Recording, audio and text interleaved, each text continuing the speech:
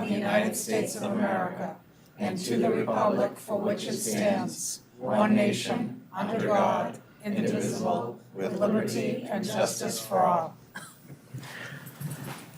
Thank you. This meeting is being live streamed by Chelmsford Telemedia and posted to the CPS website for interested community members to access and watch. In-person public participation will be taking place tonight in accordance with the Chelmsford School Committee public participation policy. Anyone speaking tonight during the public input portion of this meeting is notified the superintendent's office of the desire to speak has been provided with these guidelines.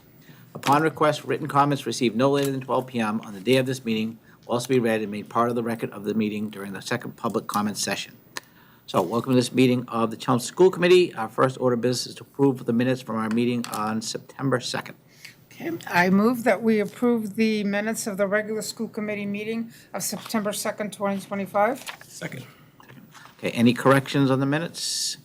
Okay, all those in favor? Aye. Aye. 5-0. Great. All right, next up, we have a pleasure. We have our new student representatives. So if you guys want to just introduce yourselves and then you can do your reports and be great. Of course. I'm Patrick. I'm a junior. This is my second year being the school committee representative. I'm very happy and honored to be back. I'm looking forward to another great school year. My name is Richie Frazee. I'm a junior. Glad to be here, my first year here. I'm excited. Yeah. All right, well, welcome to both of you. Do you have a report for us tonight? Or? Of course, always. All right. Yep. I expected that. Now, with the start of the school year, all clubs and sports have started back, and there's a new dean of the Hawthorne House, which is Miss Vitale. She's new to the dean position, but not new to the school. And the Chelmsford High School PTO is hosting their first pickleball social fundraiser this weekend at the new pickleball courts at CHS. I've played on them before. They're awesome. And this will also have food trucks, raffles, and snacks. And last but not least, I just want to welcome Richie. I'm very excited to have him here. And it's also his birthday. Love that. Thank you. So Lime Club started last week They started organizing the Pumpkin Palooza event with it involves candy, crafts, and games. It's taking place on October 4th. All clubs and sports teams are invited to participate. Student Council had their meeting on September 4th. It was discussed what would happen for open house on the 10th. Students volunteered, showing parents the way around and guiding them. Class of 27 representatives also had their first meeting. The students were given a chance to design new shirts for the pep rally and also discuss plans for a Halloween movie night.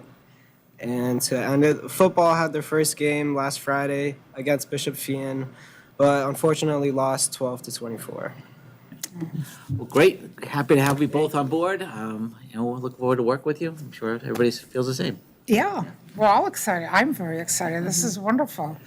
You guys add life to the whole place. That's what we aim to do. It's great to As hear opposed your to us input. old people that do it. Yeah, well, it's true. It's like a new, that's what the students are all about. It's wonderful. All right. Any good news to share? I don't know, I might be too old to do it. Just things are, running and cooking, listening to the students speak too. Just be sure that you're checking your calendars because there are a lot of events that are going to be coming up. We're already talking about October events. We have picture days that are continuing on, so just make sure you're taking a look at when your children need to be taking those pictures. Open houses are running, so just those calendars are going to fill up very quickly, so we suggest you just take a look and fill in your own personal calendar and show up at all the wonderful things that are happening in the district. Okay. Yeah. Anybody else? I went to a couple of meetings at the schools, and the entrances I thought were terrific. I don't know if other folks have had a chance to also, but it really, I think, just adds a lot to our school system. It's great. Yeah, I was at the South Row curriculum night tonight, actually, just before coming here, and I was really pleased to see how well the space turned out. And I guess in the spirit of good news, it was just also really great to kind of be back in school, see so many families convening, and to see what great presentations the staff had pulled up for the night. Great. All right. Thank you. I went to the high school open house. I didn't get to go last year, so this is my first year going. And what a wild trip that is. First of all, you get to meet all teachers and but what incredible teachers and staff and the way they run it. And it's almost like a class where they make you go from classroom to classroom, which I really liked. But it was just also really interesting as a parent because you start running into people you haven't seen in a long time in the hallway, and you're like, yeah, but you can't really talk because you have to get to the next class. It's real weird. It's like being back in school. But it was a huge success, and I loved it. And I got to finally get to see how all the different teachers work, and really sit down and talk with them. So yeah, that was it. That's the only update. Great. All right, anybody else? Okay, we don't have any public comments, so we'll move on Correct. to new business. Yeah, we'll jump right into the business, and I am happy that the CHS reps were able to join us, so welcome aboard, guys. First thing we're going to do is talk a little bit about AI in the district. I know committee members have been talking about this and asking for us to put this on as an agenda item. Linda and Bill are going to walk us through a little bit of some of the work the district has already been doing in this area and some of the professional development and planning that's already going to be taking place this year. And then foray a little bit into what we have done on our policy work so far with empowered digital use guidelines and where we can go next. So we'll start with Linda, and then at some point we'll pass it over to Bill and have a discussion. Thank you, Dr. Lang, for always doing our introduction slides, so we can move right on to slide number 2. So yes, we'll be giving a quick update about some of our professional development and that guideline document to support the work around generative AI. And one of the things I learned in some of the professional development I have is that it's called generative AI, not just AI. So you'll hear me interchange them because, I'm a creature of habit. But we're gonna, in the spirit of some of the PD around this, I have a quick video for everybody to watch about what is generative AI. So you're all gonna get a quick 2-minute PD session right now, okay? What exactly is generative AI? When new content is created by artificial intelligence, it's called generative AI. This could involve generating texts and images, as well as videos, music, or voices. To do this, you describe in a chat dialog box what you want the AI to create. This description is called a prompt. The generative AI tools provide answers to all sorts of questions, summarize complex information, and generate diverse ideas quickly. Depending on how they're used, they can create short stories, paintings, pieces of code, or even musical compositions. The foundation for this creation lies in large amounts of data that the AI system accesses to identify patterns and similarities. The content produced by the AI is new. It's often impressive and challenging to distinguish from things humans have made. Generative AI can also be misused. In so-called deep fakes, AI is utilized to produce images or videos that seem real. AI-generated texts are also tough to recognize as machine-made. Moreover, the AI can provide answers that sound correct but are actually incorrect. This is called hallucinating. The quality of what's created depends on both the quality of the data used and the quality of the prompts given. To effectively utilize generative AI, we need to learn how to guide the tools with meaningful prompts and use them thoughtfully. Generative AI holds immense potential and can help us in many ways, such as serving as a writing or learning partner. However, the AI should do the hard work, and humans should be responsible for the facts.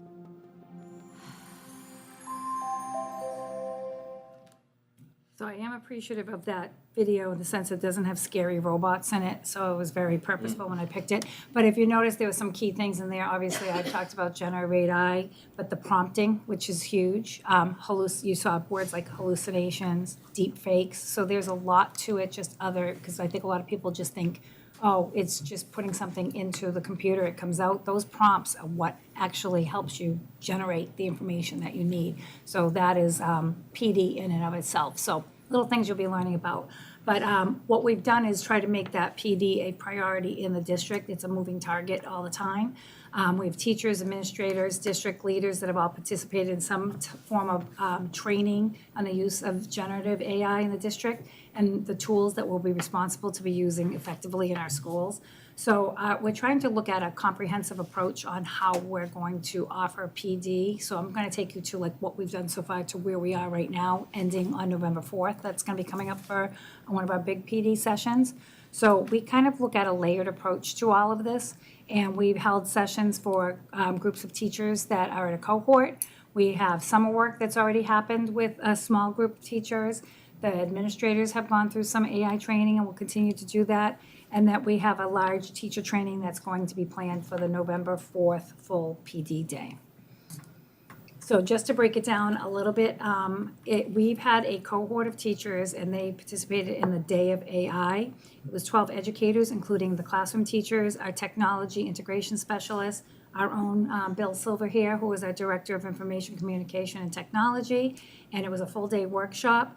So the Day of AI team includes faculty, students, and research scientists and assessment experts, and many others, and they're from this group called MIT RAISE. And it's an initiative, and it also includes I2 Learning. So those are the two groups that they are under. This Day of AI is under the umbrella of them. And they actively engage in the research and the innovation that happens around AI education. So our Chelmsford cohort who participated in this explored practical classroom applications during this day, such as lesson planning, curriculum integration, student assessment, and then family communication. So this hands-on experience for these educators gave teachers the confidence to start using those tools that come along with generative AI and what is meaningful in their practice and will be helpful to kind of that teach the teacher model as we go through this whole process. This past summer, we also had 10 staff members participate in the Generative AI Literacy Trainer Essential course.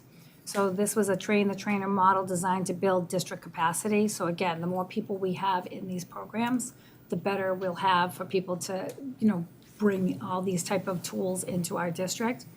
And the participants are now positioned to lead certain professional development with their peers. And this is the first course of micro-credentialing, which I'll talk about for the other courses. If they take these 3 courses, they receive those micro-credentials in generative AI. So this is through AI for Education, which is a group that I got hooked onto last December when I was at the Title I conference. So it was a breakout session, and this group had a great presentation for us. So I thought that would be a good start for our admin group and for our teachers as well. So this past August, they came in and we held a full-day leadership retreat that focused on generative AI with this group called AI for Education. And we had 2 very meaty sessions over the summer. So the first was to build AI literacy and examine the roles of ethical responsibility and also guiding us in drafting some of the district AI strategies that we'll be using. And the second part of the day focused on refining assessments and practices to ensure they're both authentic and ethical. And we touched upon the areas of privacy, safety, bias, academic integrity. And these are all essential to these discussions because people have a lot of different backgrounds and knowledge on AI, and they have a lot of feelings towards it too, right? Like especially that ethical piece, that was a pretty strong conversation with the group of what is considered, dishonesty, what isn't considered dishonesty when it comes to using these different tools. So we had an opportunity to practice some things and also discuss some items. Not that it was inclusive of everything. This is going to be a long process, and again, a moving target as we go through this whole movement towards integrating these type of tools into our education system. And then this is just got a little bit of a lag. Let's hopefully it goes forward. Okay, there we go. November 4th is then almost a mirrored iteration of what the admin went through, but this will be with all of our teachers in the district. So that is a full professional day. So we'll open with the keynote on learning experience and innovation and the opportunity to use AI in the world. And then teachers will have breakout sessions where they're tailored to their levels, their content areas, where they can have some of the hands-on practicing, because that's one of the key things with the professional development that we've been doing in the district is it's not just something you're spoken to about and you hopefully absorb it. You have to actually go do it, ask questions, and kind of mess around with the different tools because they have so many different layers to it, even within the tool itself. So there'll also be some of those discussions around the ethics and the integrity and their use and the best practices and what people have been using in the district already. And then we're also planning on that group of 10 teachers that took that first micro-credential course to then take the second two within the school year, and then that way they will have gone through the complete process. And it's not exhaustive, but it is a good start to have these 3 foundational classes, and then we can send more educators as we go along through this. So that's just kind of what we've done so far from last year to where we are now for professional development. I'm going to turn it over to Bill to talk a little bit more about our guideline document and the policies that go around with that. I'll be your human clicker. I'll be your AI clicker. Thank you, Dr. Hirsch.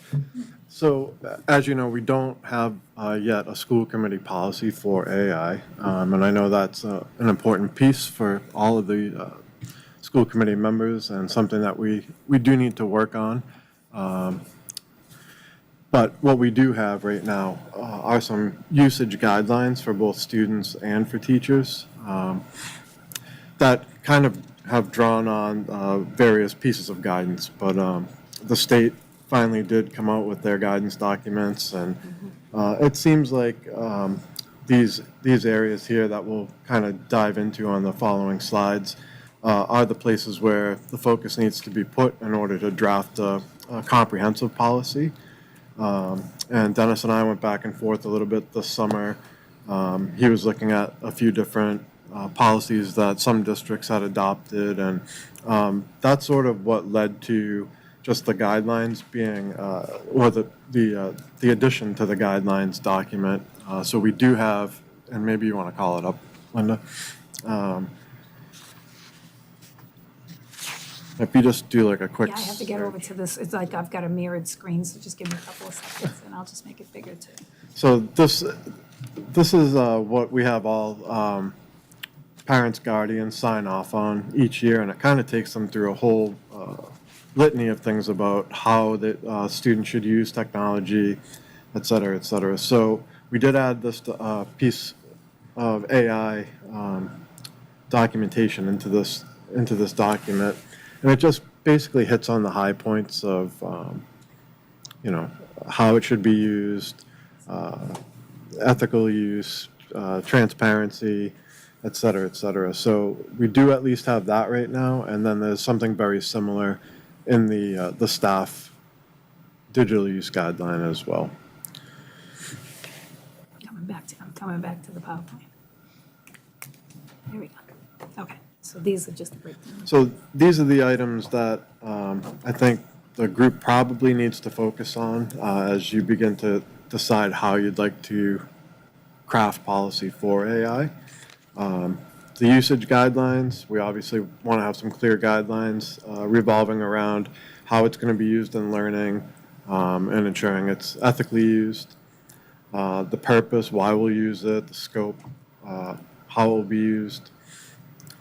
Transparency and accountability.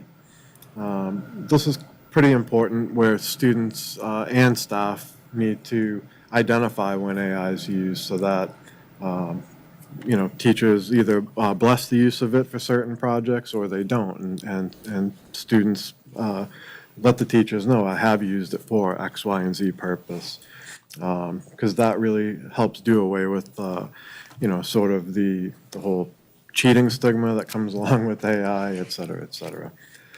One of the most important areas I think that we do have to focus on is privacy and security.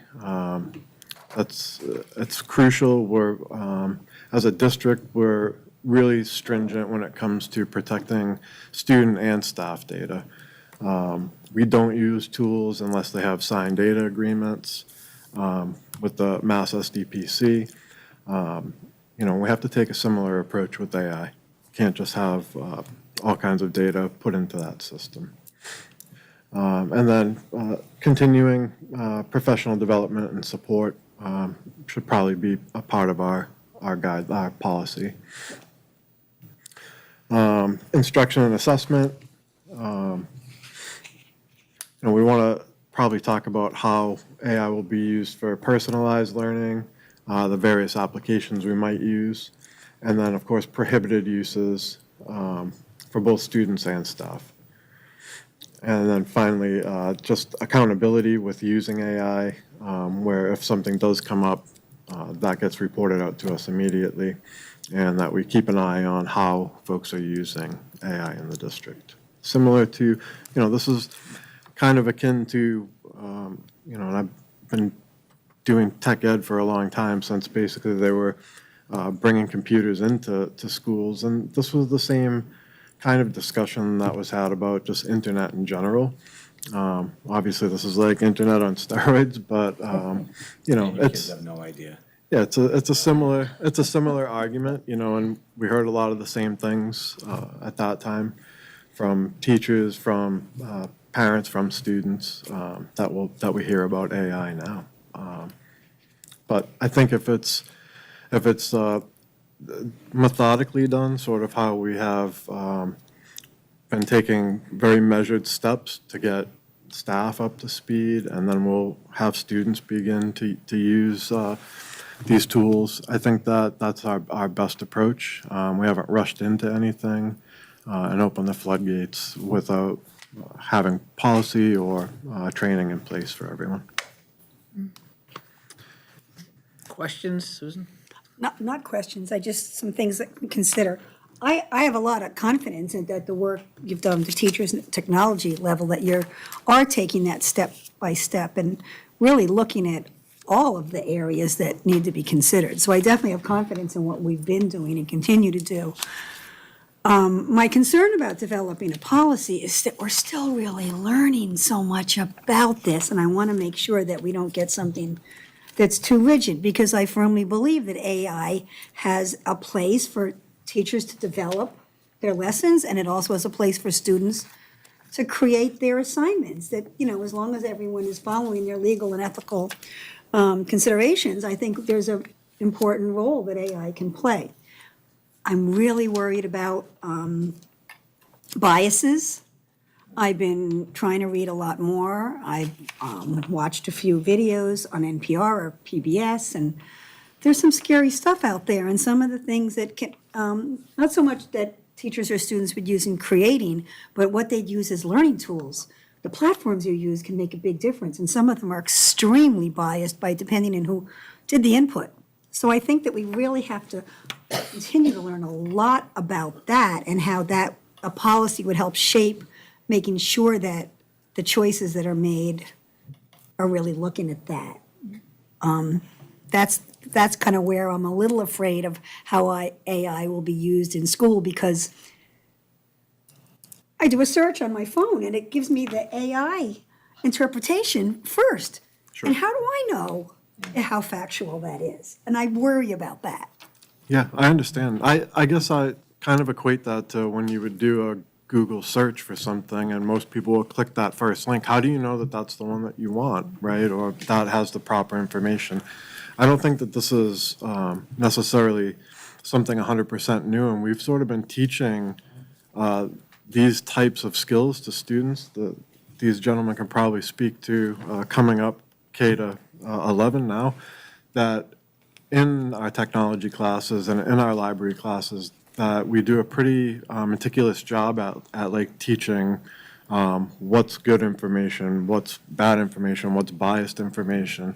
So yeah, AI will certainly return some biased results, but the internet in general has biased results, right? And that's what it's drawing off of to give us the results. So I think it's a part policy issue, but it's also part education issue that we have to continue to drive home with the kids and with staff. Hi, thank you so much for presenting this, and I really appreciate the overview of some of the considerations being taken and explored by the district from both you and Linda. I feel somewhat similarly to Susan in the sense that I am cautious and don't want us to just dive in full force and get a huge policy down that we'll feel kind of locked into.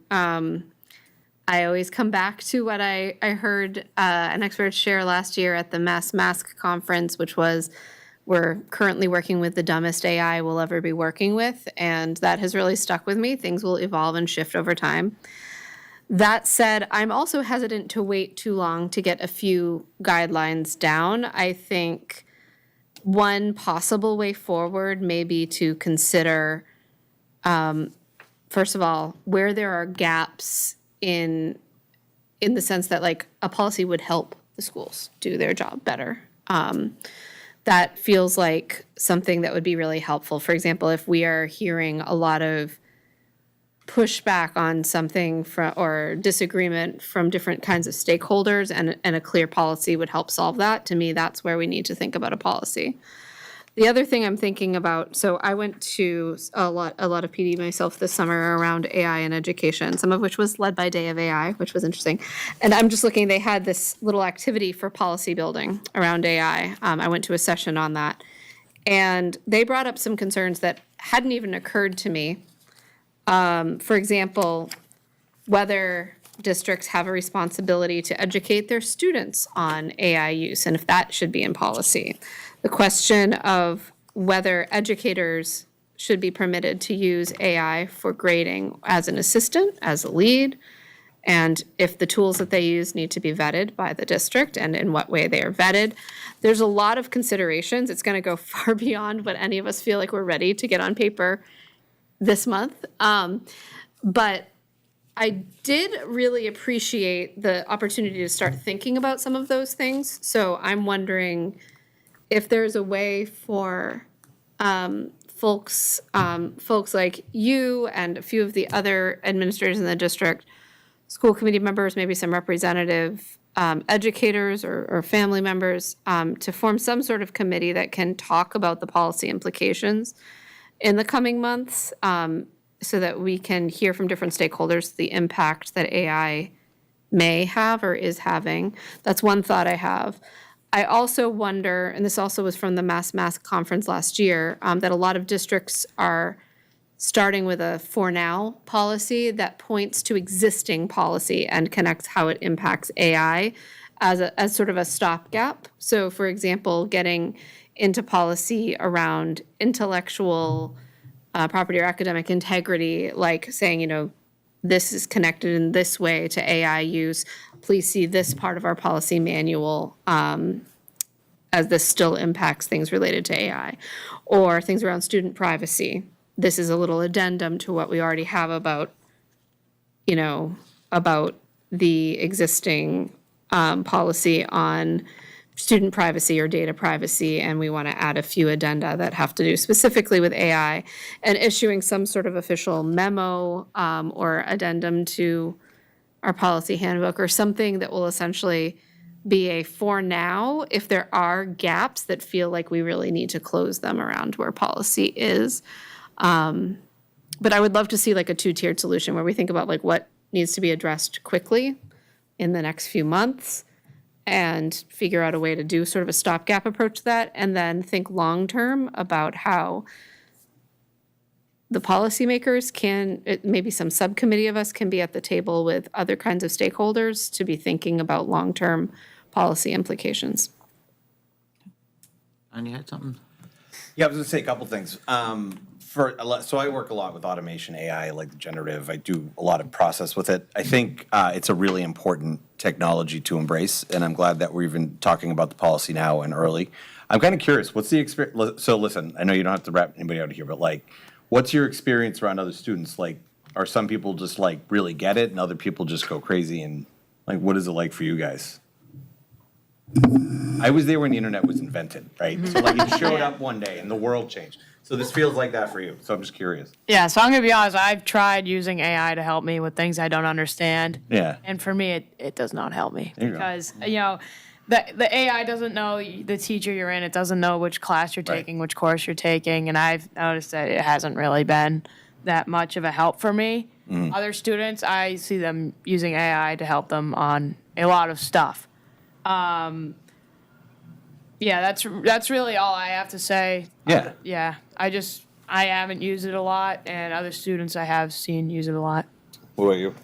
Yeah, I use AI. Like Patrick said, it doesn't really help him, but sometimes it can help me like study. Like for history, like Yeah. I can have like a list of terms. I'll put in like give me like the definitions. Like sometimes it helps, but then like and I'll just make a whole study guide. Yeah. But then comes the day of the quiz. Like sometimes like it would help me, or sometimes it just be a waste of time. Yeah. Yeah, like it can help you understand some concepts, but like not Yeah. maybe the one that your teacher wants you to know. Like if let's pretend we're talking about the Jackson's presidency, and Yeah. I ask AI to tell me about it, it could give me a bunch of facts about it, and I could memorize those.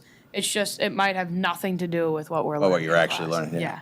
And so I think I think that's great. And I think the point is like, so for the people that came up with the internet, right, we all figured it out pretty quickly. I find that the younger generation has a much better grasp on what AI can do, what's real and fake. I feel like the older up the chain we go, it gets a little bit like hazier for people.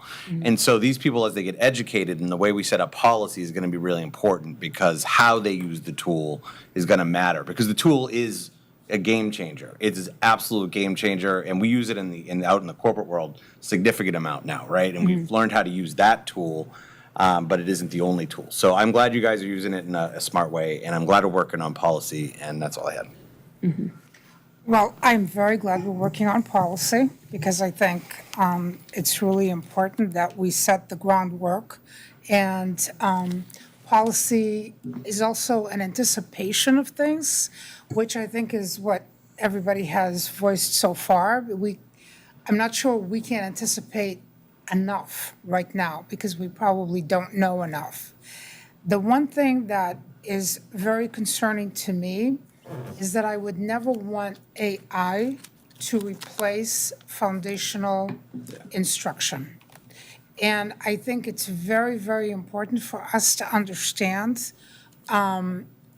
what it can or cannot be doing in an elementary level, for instance, with pre-K all the way up to fourth grade, let's say, and then moving on to the middle school. I think that there are different levels that students should be allowed to access, and instructors should be able to use the AI with different age groups, because we've got to have each person develop the ability to analyze, think, read, write extensively, so that then they can come to their level and say what they've said here today, that they understand how it does or does not help them.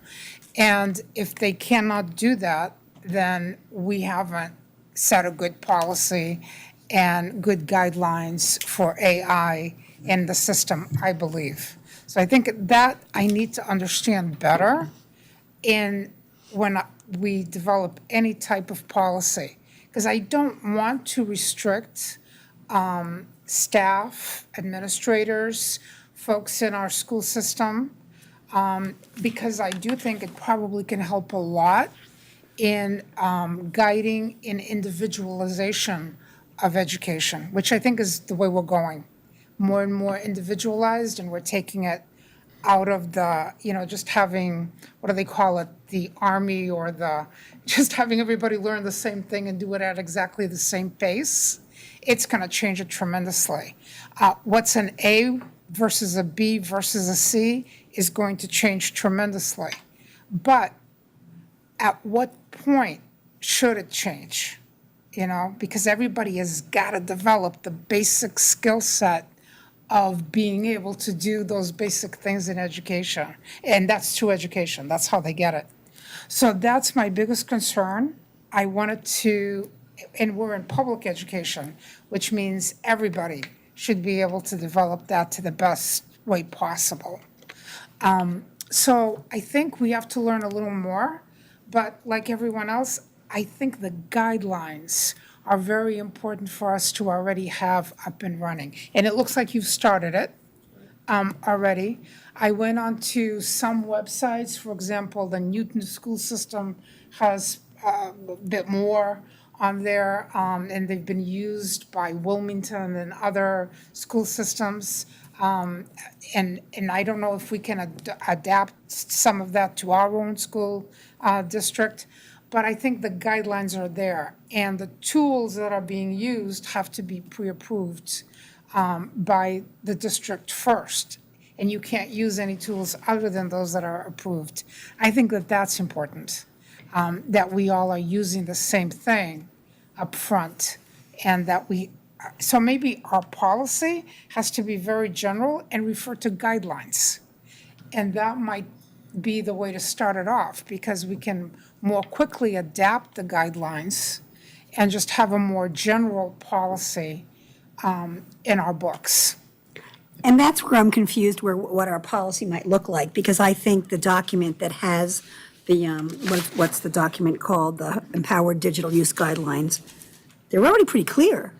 They really give us a good guidepost on where we're going. So we'd have to look what would be different about a policy without being too restrictive. A policy can't tell you which tools you'll use, because 2 weeks from now, there might be a great tool that pops up that we wouldn't want to miss out on. Right. And the part you talked about, foundational learning, I also think we have to remember, we've already been looking, just iReady alone gives kids a chance to take it at their own pace, so we've already been dealing with some of these things even before we're talking about what's now called AI. And AI is really just a continuation of some of the kinds of things that we've already been dealing with. So I think we have to look at how we've used what we have and where does this dovetail into what's different, and then therefore what do we have to clarify?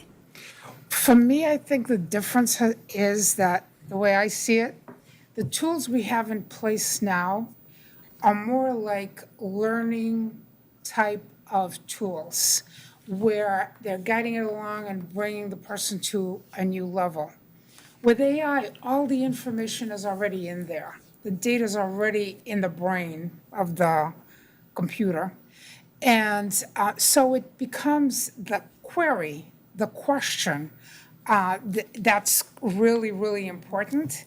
And I cannot see, and I may be totally wrong, the typical 4, 5, 6-year-old needing that kind of level of query, other than what is 1 + 1? What's the answer?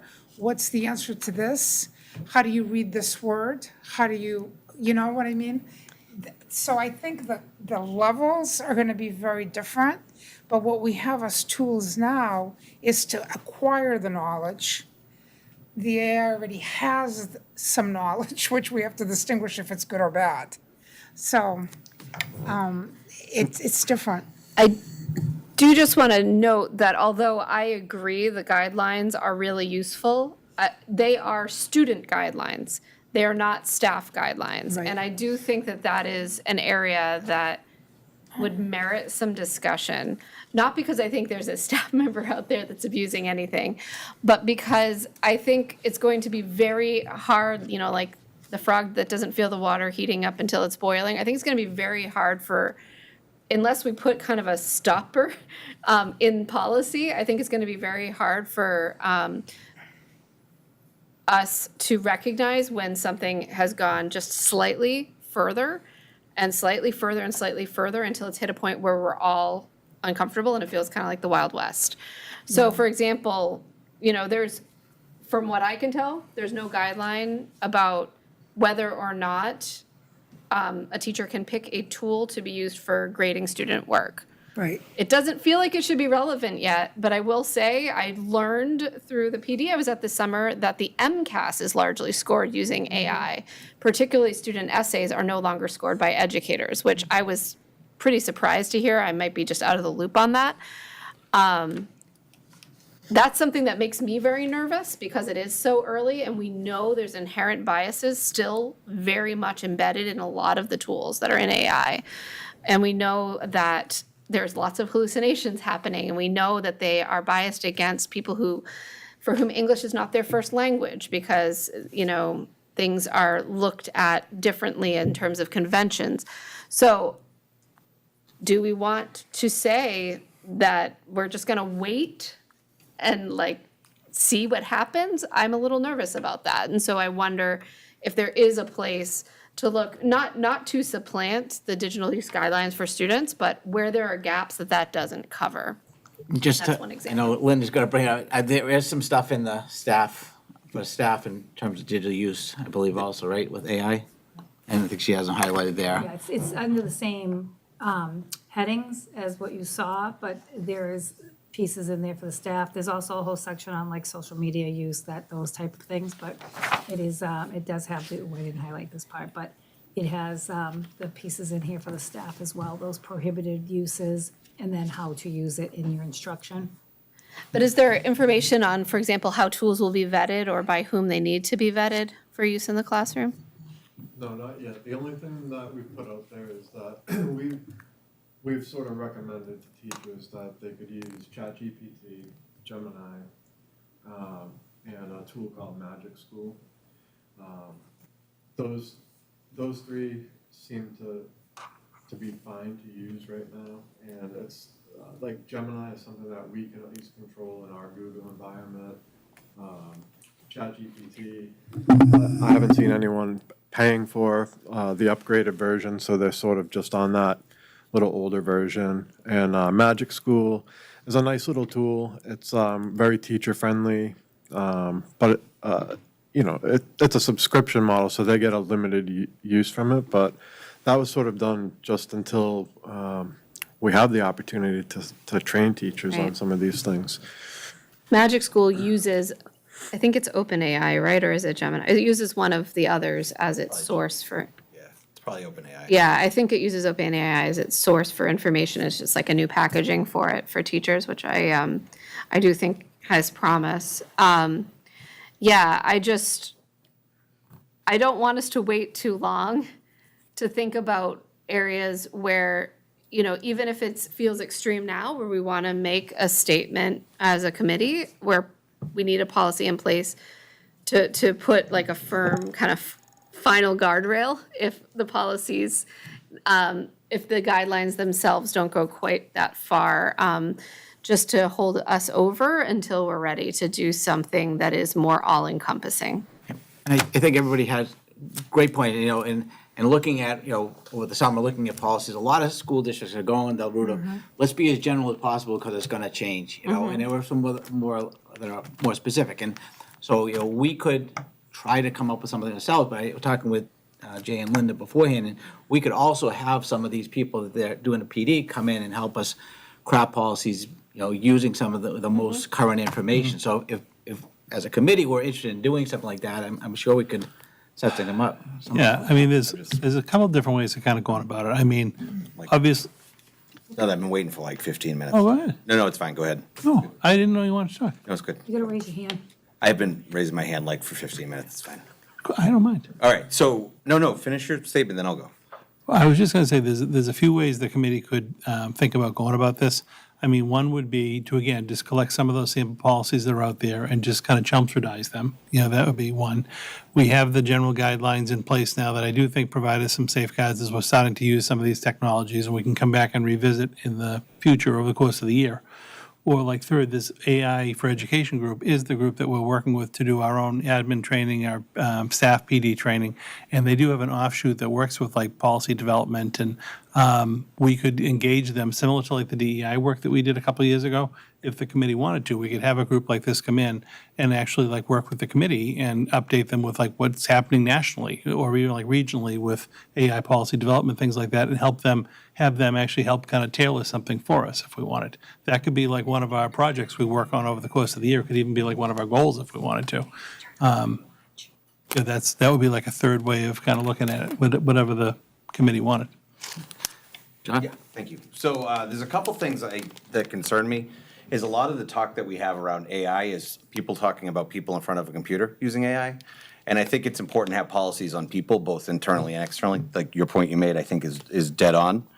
I think there's also operational type of AI usage, right? So in IT systems and firewalls, and there's all this other type of big IT. Do you guys already have like compliance? I'm sure you have like IT, like all of your different IT policies, compliance, data security, all those type of policies. So we have other policies internally that affect a lot of data privacy stuff that we're talking about. And the other thing, when I hear like concern about something like, oh my God, it's grading papers, right? you wouldn't design an AI product to grade papers. You would design a process to have AI identify problem papers or specific criteria and then give it to a human to verify. You never do anything in AI without a human at either the end or the beginning. So I don't know that specific tool, but I would bet if I designed it, that's how I would do it. So I just hope we're not just looking at policies in terms of like a bunch of kids and people typing into ChatGPT. It's much, much more powerful than that. And it can affect much more systems and privacy concerns in a larger context. So, thank I you. guess that brings us back to, do we want to try to do something ourselves? Do we want to bring in? I think we should bring an expert. Yeah. Kind of keep us Yes. like Bring in, most please. up to date as possible? Everybody? Yeah, no, I think the idea of an expert consultant and maybe even a bit of a facilitated process would be welcome. Yeah. I mean, the committee's done like working sessions in the past. We could tailor a couple of meetings around like working groups, have this group bring us up to speed and help us draft some policy over the course of the year. And also like even for our PD day and stuff, Bill will be able to start working with some of the staff to figure out which products we really like using and if there's any standardization that's going to happen. I don't want to do it in a vacuum without feedback from other stakeholders in the district, though, so I would say, maybe that is something that Bill or Linda could help with, or you could help with, but just finding out from the educators what they're interested in doing, that they're not sure if it's okay, what things that they are using, what problems they're finding, and the same from students and the same from administrators who might be trying to monitor what the teachers in the school are doing. Right. And Bill has that group, like he has that working group of teachers that are going to continue to be trained, and that's going to almost run Their like. feedback would be really Yeah, welcome. but that's going to run like parallel to this, and Bill can be the go-between to. That's great. Oh, one other thing too, an MASC conference, there's only like one thing on AI. I I was saw really that this year. surprised. I was Less really than surprised. last year. Yeah, I'm really Yeah, surprised. there's not a by that. lot. I think people are having the same issues we are having here right now, because this is, fairly new, but scary in the sense that if we don't set some guidelines that people have to adhere to, and that becomes part of enforcing the policy, then we could go in many different ways.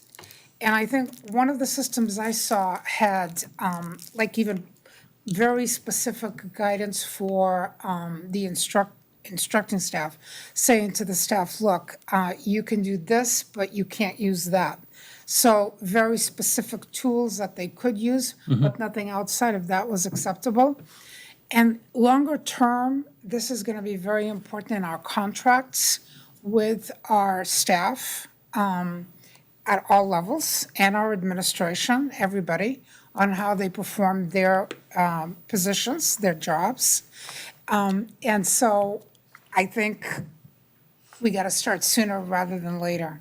And we maybe even want to reach out to council and see what kind of possible contract language is already happening for the use of AI in school districts with the different Yeah, staff. Andy's group does monitor that or any kind of like general changing trends in language. So the next time we come around to negotiations, he would normally say, here's 2 or 3 areas that we've seen language develop in, so we can have those talks with him. That'll be good. Terrific. Well, why don't we ask Linda then, I was going to say, have Linda make contact with the group and get a proposal from them, and we'll give that back to you at a future meeting, just so you can take that into consideration. 100%, I agree with Yeah. that. But I also want, if any school committee members have not yet looked at the DESI document titled Massachusetts Guidance for Artificial Intelligence in K-12 Education. I Pretty much printed says it, what it is. Susan.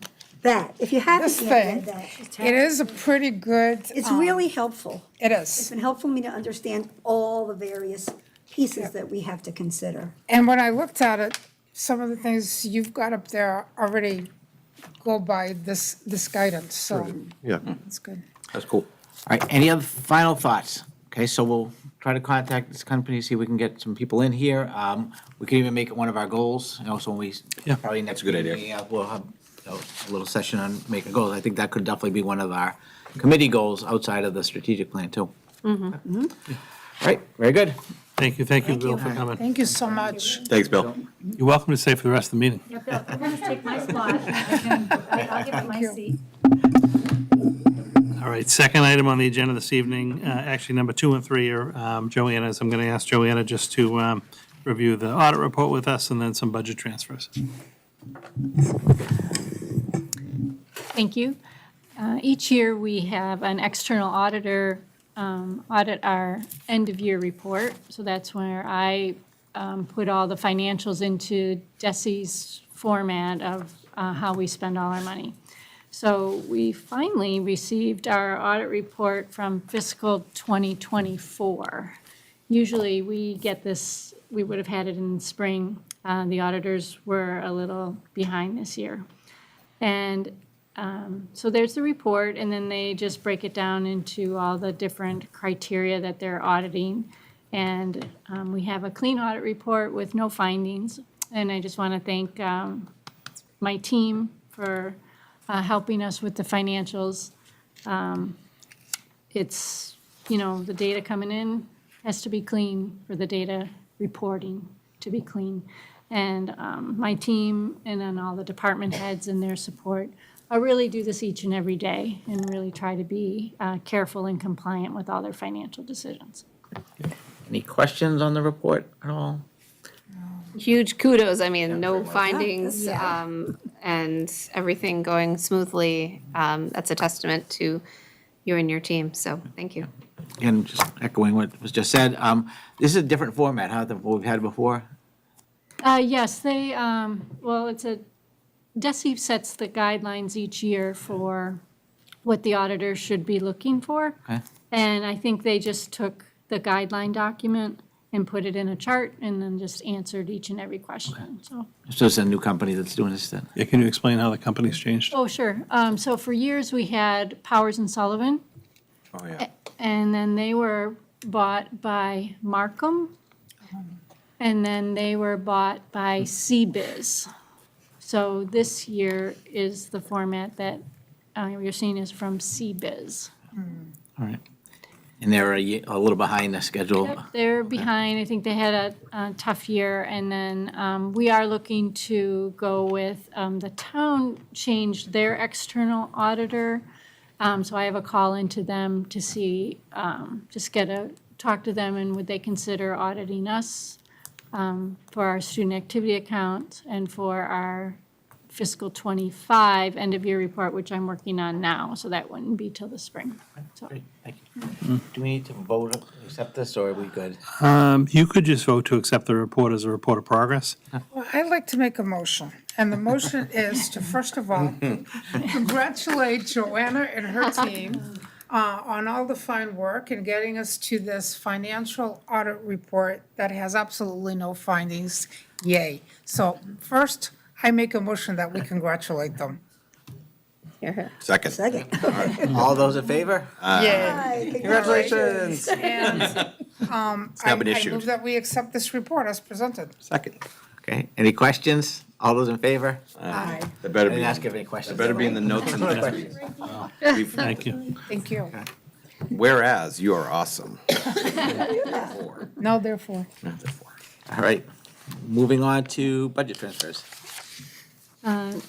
This next several pages is, we only do this kind of once the contracts are settled.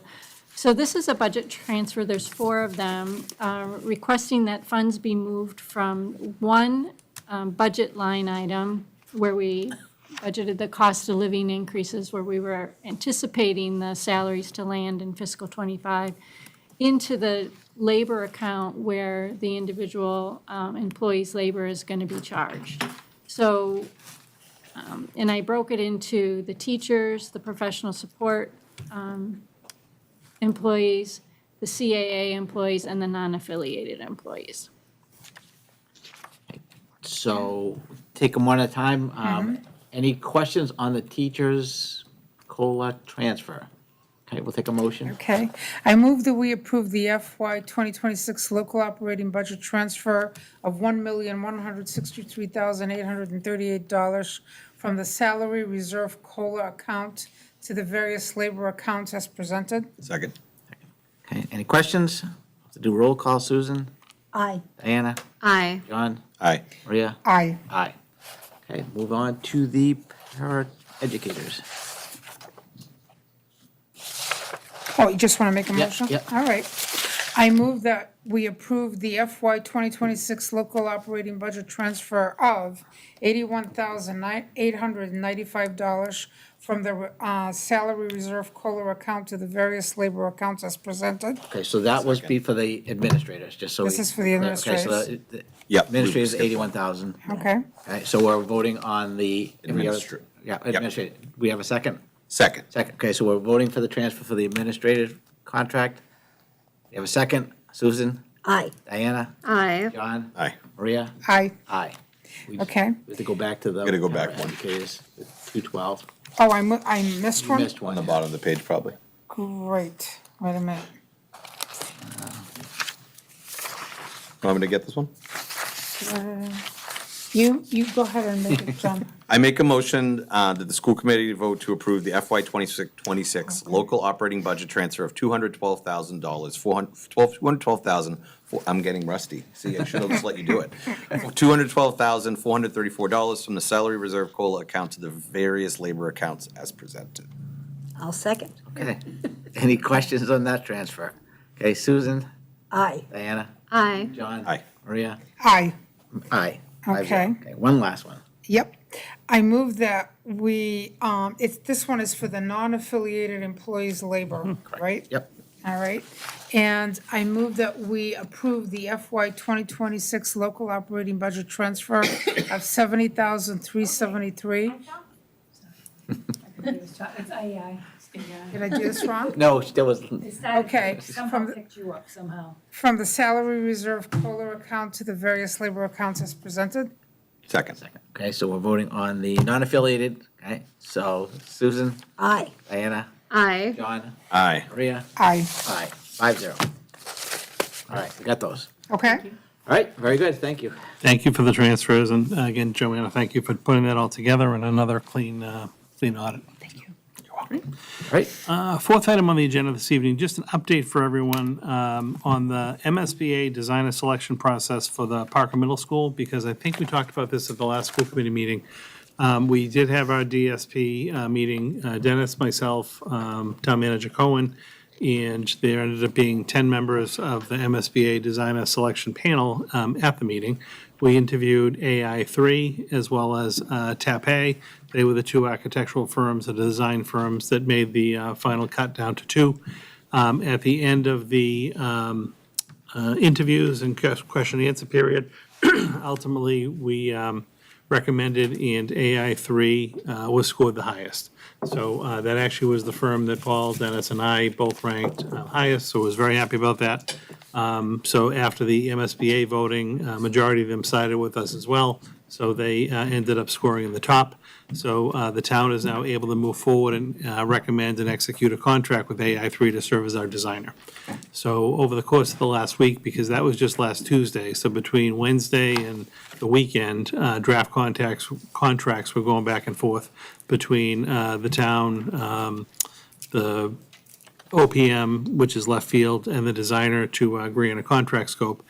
They reached agreement, and the Parker Building Committee meeting is Thursday evening, so the contract will be formally recommended to the Parker Building Committee for approval Thursday. Assuming we approve it, it will then be recommended to the Select Board on Monday, the 22nd. So after the Select Board approves the contract, Paul can sign it, execute it, and we have a designer on board. So it was quite a process, quite lengthy. I thought the interviews, both firms did a very good job. I have to say, all six firms, could have done the project. They're obviously all qualified. But after the first round, and then certainly after the interviews, I thought AI3 hit it out of the park. They really put a lot of time into already understanding Chelmsford, what our needs are. I think they're going to be very good to work with as far as helping lay out the need for the building, the rationale, taking a deep look at all the different options before us. I had a conference call with them this afternoon in left field to just gear up a little bit for the upcoming schedule, which is going to be aggressive. We're going to lay that all out Thursday night, but the work is now really going to begin. So I don't know if you had any additional thoughts on the process or? Yeah, I was excited that we got AI3, to be honest with you, in the whole process, we got all the proposals from the six companies and the big, books with all this information, and going through it, AI3 really jumped out to me, as really understanding what we wanted to do. And the same thing came through in the interviews, and it's almost nerve wracking because there's 3 of us and there's 10 of the MSBA. If MSBA wants another company to be our designer, they're gonna be our designer. But they agreed with us, so the fact that we have them on board is great. Can't wait to hear what's gonna go on from this point. I know it's gonna get really, really busy. You know, I know we wanna bring in this group to do AI, but we're also gonna be doing a lot of, you know, public outreach and things like that. We're gonna have to, you know, get a lot of public input and grade alignments and, you know, sites and all that, so. Yeah, Thursday night, you'll get a very good look at what the first 90-day schedule is going to be, and then even like what the whole year is going to shape up to be. We can certainly have them come to a future school committee meeting to do a little school committee-specific presentation on the process, but if you're available, you know, Thursday evenings, Parker Building Committee meeting is going to be taped and broadcast, so that would be a good one to watch. And any of the materials that we get are going to be posted right up to our website, so you can always download a presentation. They're all recorded, so they're going to be linked to the website, but the work is really going to begin. So as of Thursday night, we're going to hit the ground running. Yep, get your running shoes on. We're gonna be. Yep. First of all, I want to just say thank you. I know this has been a lot of work, and I really appreciate the work that you all have done for the district and the town's voice in this. Also, just a random side note, but if we're working with a firm called AI3, and we're also having a lot of conversations about, I'm sure it's no relation to AI in the way that we mean it, but may just require some public disambiguation. I didn't think about that until you said that. It's yeah. probably like Architectural Institute or something. I don't know what it is. If we hadn't been talking about both on the same Yeah. night, it probably wouldn't have occurred to me, but. It's a lowercase I. Just also thinking exciting for Patrick and for Richard, because they get to contribute to what a building is gonna look like years from now, Yeah, that your children may attend. yeah. Let's think about it. When you never leave Chelmsford and you're still here. Nothing wrong with that. Nothing wrong with that. Nothing wrong with that. That's great. My kids will never leave. Any questions on this process? I mean, again, more information to come, but Quick comment, thank you, and I was looking at the AI3 website, and their stuff looks phenomenal, looks really good. great. All right, next item. You know what I'll do, just as a side? yeah. I'll email a copy of AI3's proposal. Just, That'd be good. you don't That need would to be see all, great. I mean, you can see all 6 if you want, but I'll just email that you one. their proposal, just so you can actually kind of read through it and see it, because it's really interesting the way is. they're going to approach the project. I'll get that out to you tomorrow. Great. That's awesome. Great stuff. Thanks. Next item, just a quick update for you, because we've talked about it at the last few school committee meetings. I just included the correspondence that I'd received from representatives of the Drake Academy. That was the private school that was contemplating opening, and there was a question about which grades they were going to try to target and serve for the coming school year. They had submitted a draft packet that was missing some items, and we had sent them a letter asking for them to finalize that and get all their inspections in order and whatnot. So they did get back to me and let us know that they are now not going to be opening or seeking to open for the current school year. There was a question about whether they were going to do a delayed opening, but they're actually going to hold off for the current 25-26 school year. And they're going to look to get all of their application now approved and be able to enroll for the 26-27 school year. So they did send me their final updated packet. When they told me that they weren't going to be going forward for this year, I told them, give me a little bit of time then, because we've got a bunch of things going on. I will get this on one of the agendas in October for an initial read, so that we can get it done prior to the holidays for them. But if they have included all the remaining documents, they should be in pretty good shape. This will give them obviously much more time to be an approved program, to start doing their solicitation enrollment. And if they want to open for 26-27, they should be able to without issue. So sometime in October, we'll get this on one of the agendas, and we'll go from there. But there's no kind of rush concern about getting an approval for the current year. Any questions or thoughts? No, just 3rd and 4th grade seems to be their goal. which Yeah, is do we know what interesting. they ultimately want to get to 5th and 6th or 6th? I truly don't know. I mean, yes, originally what they wanted to do was start with first grade, and they were going to grow to 8th grade. So they were going to add like 20 or 25 kids a year until they got to 8th grade. I think what ended up happening when they put their materials out, I don't think they necessarily got probably a lot of first grade, though they got a smattering of students in different grade levels. I had reached out to them prior to the start of the year to just make sure that, because we were beginning, and I didn't want, if they had any Chelmsford families kind of on the hook or the waiting list, to have them not sending their kids to our schools thinking that the school was going to open. And the individual from the school did get back to us and let us know that they didn't have any current Chelmsford students enrolled. There were a few individuals who homeschooled kids that were looking to potentially go there. So I don't know at this point if now they're going to have a whole year to kind of think about this or market. You know, we technically would be approving them for the K-8 school that they would eventually open. So all of the materials are going to be targeted to K-8. What they truly end up opening once they have our approval is kind of up to them. If they did 1 grade level, 2 grade levels, you know, that's going to be on them once they have the approvals, as long as they have all the building permits and, you know, code permits and things like that, and they've satisfied the curriculum issues, it really then becomes their school to run. So eventually, what they're still signaling is that it's a 1st to 8th grade school, but what they ultimately decide to do is going to be up to them. Okay. Great. Right, any other thoughts, questions? Great. Thank you for the update. You're welcome. Next, 6 is just a communication. Town Manager Cohen had sent out a couple of save the dates for upcoming tri-board meetings. We typically meet once before the start of the next calendar year. He's just recommending 2 meetings, one in November, one in December, so I just put those dates on there for you. I threw them on the district calendar just so that we don't block off other meetings on those dates, but just resharing the dates publicly. We'd convene here, Select Board, Select Board, School Committee, and the Finance Committee. And the way it works, we'll have a meeting in between those two, right? What's Our that? own, we'll have our own. We'll have our own which is meeting in nice. between. Yep. Because we can kind of maybe have a discussion about what's in the first meeting and Correct. moving into the second meeting. I'm thinking 'cause- the first meeting might just, and I haven't talked to Paul Yeah. about this, but might just be more general informational. Yeah, yeah. And then we'd have some time to be able to talk, and Right. then the 8th is probably when a little bit clearer picture on budget is. Yeah, I've let Yeah. Paul know that I will be unable to make December 8th, so I will definitely, lean on my colleagues to keep me apprised of what's discussed and. Right, great. Any other questions on tri-board? Right. All right. Next up, Personnel. Number 7, just your personnel report for the month of August.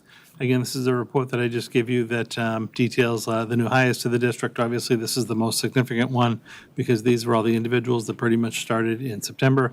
You see a number of, obviously, teachers. This is where a lot of the support staff end up getting hired, the paraeducators, the lunch and recess aides. We had a handful of resignations. And also we had a retirement that became effective over the course of the summer. We'd obviously known about that and we'd planned for that. And then we had a couple of individuals that switched positions within the district. So there's a couple of assignment changes.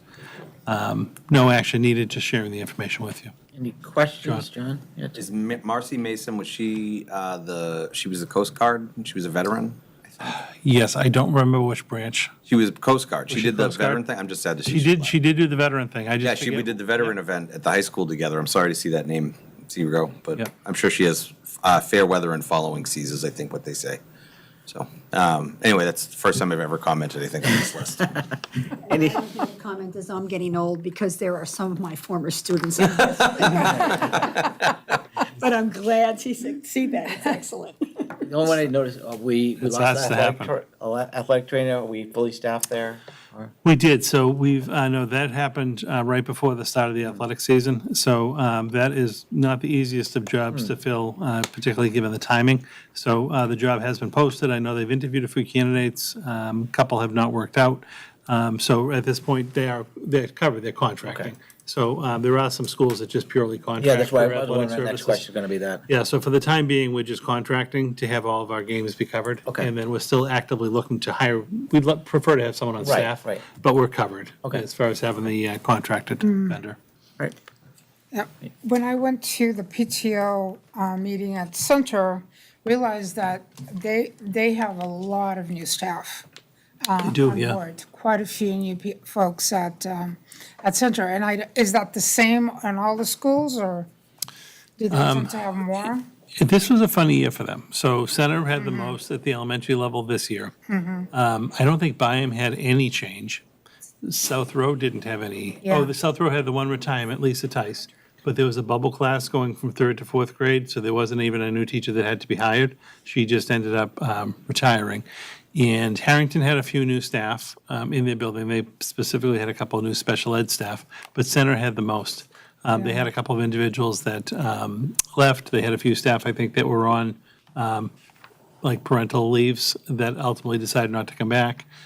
So they did have quite a few at the elementary level. They seem to be very excited, and Yeah, everybody they are. was happy to welcome everybody that's new. But I thought that's, you know, it's different because you've got to get everybody on board into, Right, you know, the same culture and so on, so. right. I agree with you. Anything else on personnel? Okay, last thing is the Valley. Yes, the Valley Collaborative, this is their quarterly report. So as you recall, we're a member district of Valley Collaborative. And every quarter, they're required by the DESI regulation to send us just a report of their operating business. So this was their 4th quarter report. It has a copy of their newsletter in it and some of their different revenue and expense reports for the year. We're just required to actually just vote to accept the report and to place it on file as one of the regulations. Any questions before we have a vote, Diana? I do have a question. So I noticed in addition to, the typical financial updates and the newsletter and the data that they shared, which was all great to peruse, there was amended and restated articles of agreement. Were there any changes there that require us to discuss? Because I know that we, as a member district, are required to sign off on changes, if I remember correctly. Yeah, we would be if there were any. Quite honestly, I don't know why that's in there. There haven't been any changes in recent times. I don't know if this is a new procedural element from DESI. I could ask Chris Scott, the executive director. But if there were a change to the Articles of Incorporation or the Articles of Agreement, it would come back to each of the member districts, but there haven't been any. The So, word amended and restated jarred Yeah. me, because I was like, amended, is this a new thing, or is this simply restating? I saw the 2013 date, so I was like, looking Yeah. for what the changes were. So there aren't changes. I haven't come across any, and I'm on the board. There hasn't been Okay, any yeah. been presented to the board. I honestly think this might just be a checklist item for DESI. Perhaps DESI, when they were doing one of their program reviews, has indicated that they're supposed to share the agreement with the member districts. And Chris included it in the packet, but you can see even from Chelmsford, it was Mike Rigney, who was the Right. chair of the school committee, I think, in 13, that signed off on them. I But, didn't read that, I just yeah, saw the R. but I they was had- looking for what proposed amendments there were and didn't find any, so I'm glad to know that I didn't miss anything and No, that you perhaps didn't. I may be the only person who's read in really, really close detail all Right. of these amended. All the signatures are 2013, so. Yeah. These are definitely not changed.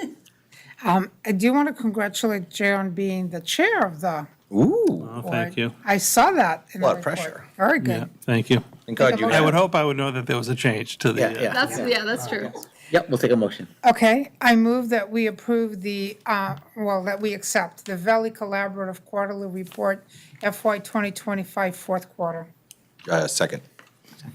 Okay, any questions? All those in favor? Aye. Great. All right. Thank you. And I mentioned to Dennis before the meeting, we do not have any field trips on the agenda. Good. Just with the timing of the year, I thought we were going to have a couple to come through, so I put it on as a placeholder, but we don't have any action for Thank you. field trips. All right, then, any liaison reports? John? Yep, I missed the high school one. Did you get to go to high school? No. I didn't get to go, so. okay. Maria? So I went to the Central PTO meeting. First of all, when I drove up to the parking lot, there were so many cars there. I got totally excited.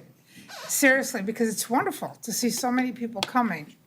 And they are totally, completely organized. They have got a full board. They have got a couple of people in the various positions. It's, the co-presidents are Ellen Ellis and Ashley Baxter. And they have several things coming up.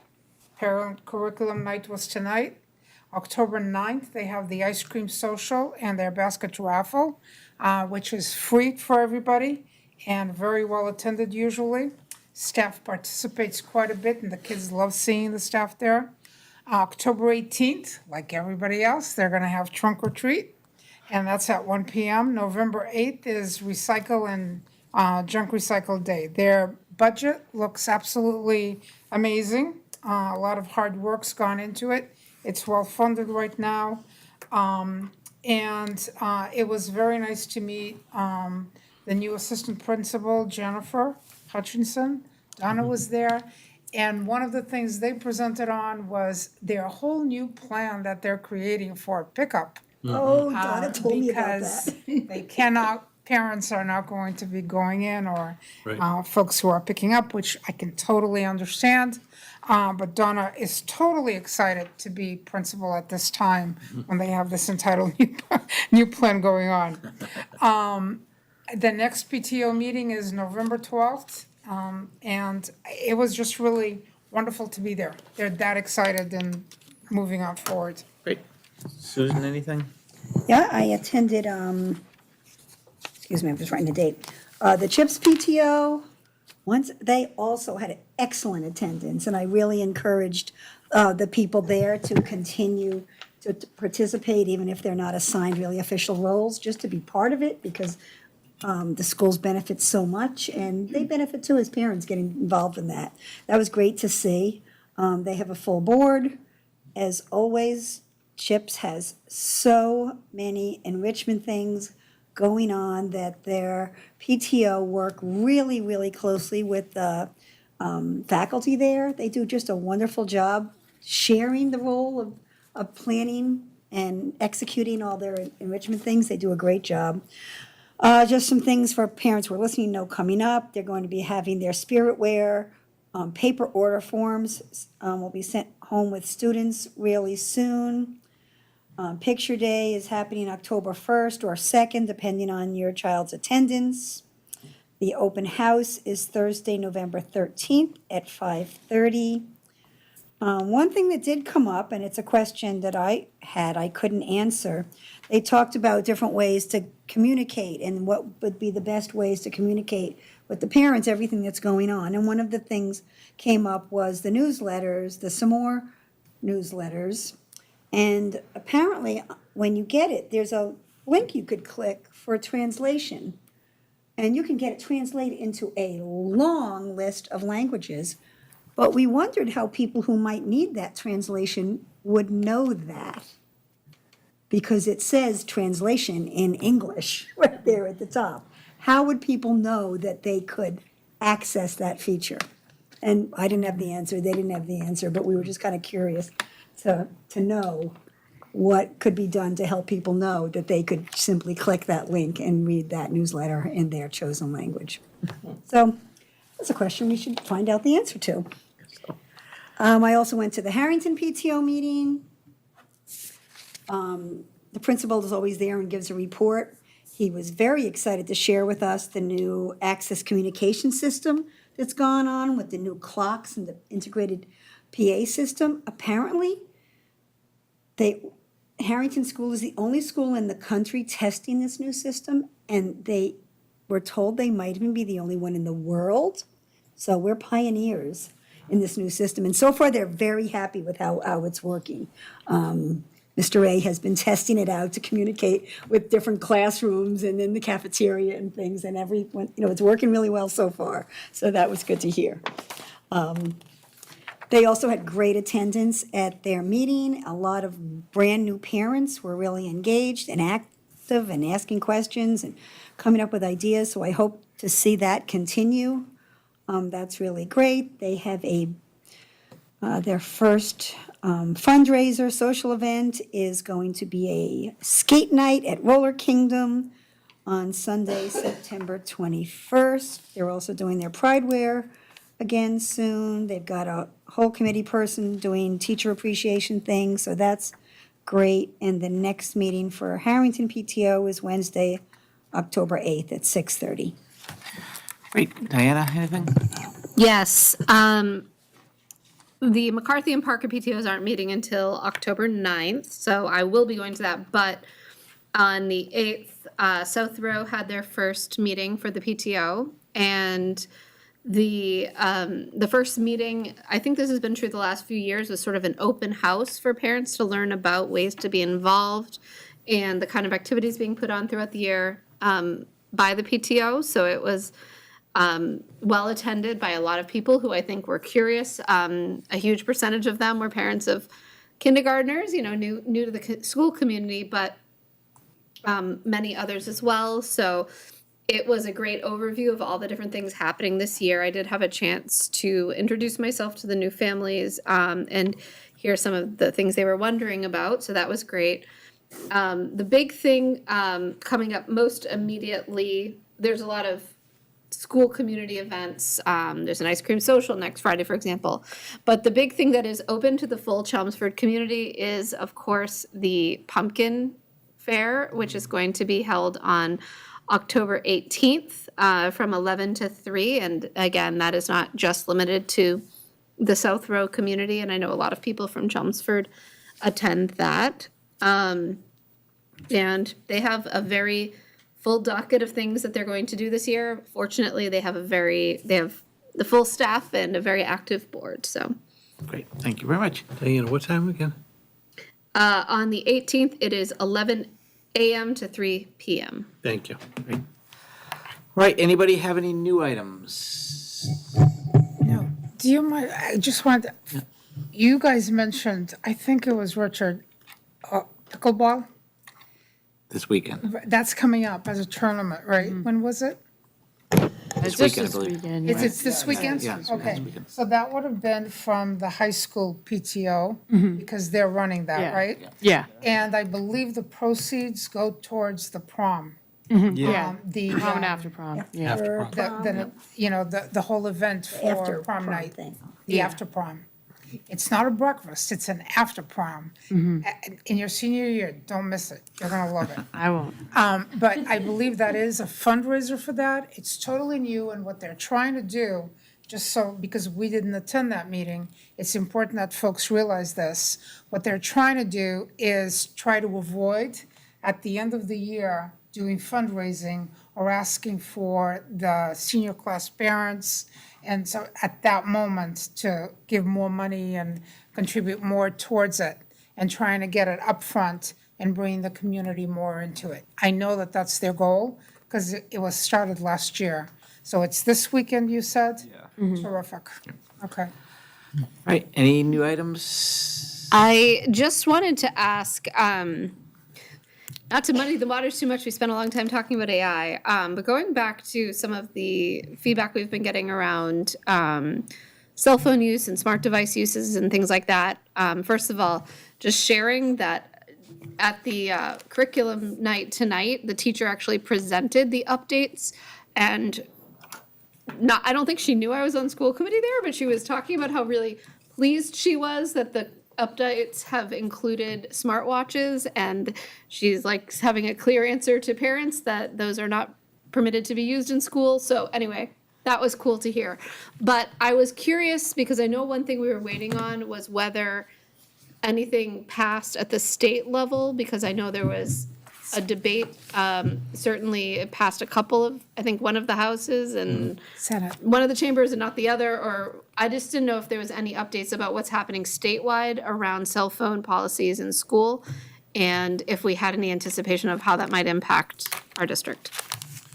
So statewide, the legislation itself actually went through the Senate, and the Senate approved it and sent it down to the House.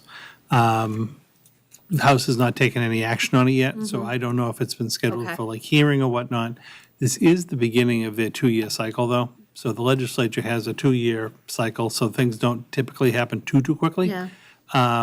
If you'd like, I can try to get an update for you from like where it is in the House, but I'm not thinking that it's certainly not going to have any action before like the new year. So if anything, this would probably be like even go for a hearing or some kind of preliminary action in the springtime. So it's not going to be something that would come into play for the current school year. And that it could go a whole other year too, because it is a 2-year cycle. Okay, yeah, I mean, I agree that legislation takes a long time to pass. But with that in mind, if it's not going to be of immediate effect, I just wanted to make sure we didn't just let all that wonderful data we got Yeah. from parents and from educators disappear. Like, I would like to think about if there is any sort of action. It could be related to the AI stuff or maybe completely separate, but it is all technology. That, you know, we could have some sort of forward movement on. Just, I don't want to have gotten all this really useful data and then kind of do nothing with it. The struggle for me a little bit is not knowing exactly what could come down from the legislation as far as like mandates or, you know, what you are going to have say in, what you're not going to have say in. And this is going to be a change one way or the other. To do something and then have to back off or change it, I think could be more difficult to manage. I would hope it would have just been more timely. I just realistically don't know that it would be. One of the overarching themes that came through the surveys, whether it was the staff or the parents, was a desire for consistency in messaging and follow through and things along those lines. So that is something that we've talked to the admin about, of just trying to actually use the existing policies that we have. I was actually happy to hear that the teacher talked a little bit about, say, smartwatches, because it's like, just let's start off the year strong. Here's what we actually have for acceptable use, what's the expectations are, and have consequences if people don't follow along. So we're kind of really just trying to hit on that and to try to have again, just the consistency piece in messaging and follow through. Why don't I try to see if I can get any indication of what's happening with the legislation? But my only fear in kind of jumping to do some kind of an actual policy on our own is we could have to undo it. Yeah, I mean, I'm not even thinking necessarily at the policy level yet, because I agree, like, we don't want to put a policy in place and then have it be slightly different. One thing I am thinking about, though, for example, is as the budget season approaches sooner than we all want it to, some of the potential ramifications of the policies might be that we as a district would want to consider having some sort of uniform storage space, for example, for devices. I just want to make sure as we think about next year's budget, that if there's the possibility, we would want budget space for some of the things that would support the schools being able to manage whatever the policy is that passes. I think it would be worth considering. Is there money that we would need to allocate toward that? So that's one concern I have. I agree that right now it feels a little premature to say what our stance is going to be on bands, bell to bell, or classroom to classroom, or storage, or any of that. But I'm just thinking about making sure we're planning ahead. Yeah, no, I can appreciate that. I will tell you, though, too, is like a couple of years ago, those Yonder pouches came out, and that was like one avenue. There's another district, Watertown, is actually piloting more of just like an app that just disables the phone use during the day. You know, and that doesn't actually have any cost to it because the child keeps the phone on them. Sure. It just, the app isn't, only in emergency would it be used, the phone. So I think there are actually going to be, now that would have a software implication, right? Right. Because there's like an app fee you'd have to pay. So we are kind of just hearing what's happening in other districts, seeing in some of the pilots that are being done, if they have legs or not. But I can try to put some budget, just at least have that in the back of my mind as we're crafting budget, what some of those things may cost. Thank you. Sure. I do know that it was in July that the Senate approved it. And also, I don't mind reaching out to a couple of our reps and just seeing where it stands in the House of Representatives, just to see. Absolutely. All right, any other items, new items? You all, of course, got your selected Mass General laws. I expect everybody will read this for the next meeting. Which will be bigger with another law on kidding. cell phones. All right, that being said, if there's no other items, I'll take a motion to adjourn. I move that we adjourn. Second. All those in favor? Aye. Aye. Aye. Great, thank you. I'm not taking.